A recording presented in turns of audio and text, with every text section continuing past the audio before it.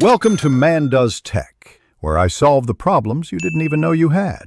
You start by enabling Bluetooth on every device you'll rename: phone, tablet, laptop, and accessories.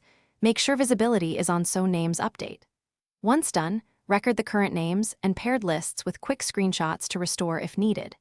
Make sure devices are charged and signed into the same account where applicable, because system sync may propagate names. Then open the Settings app on the first device and navigate straight to the Bluetooth menu. That's where you'll perform the first rename.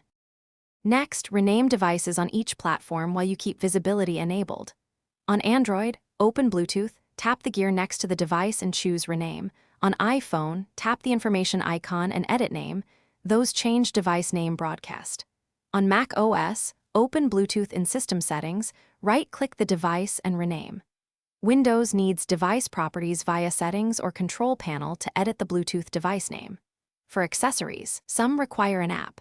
To finish, restart Bluetooth or reboot each device so the new names propagate to paired gadgets and discoverable scans. Once done, verify the updated name shows up across all devices.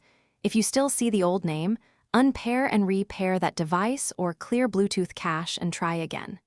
Make sure firmware and OS are current, because bugs can prevent renaming. If problems persist, reset network settings on one device and reapply names. That usually clears stubborn naming conflicts and restores consistent labels.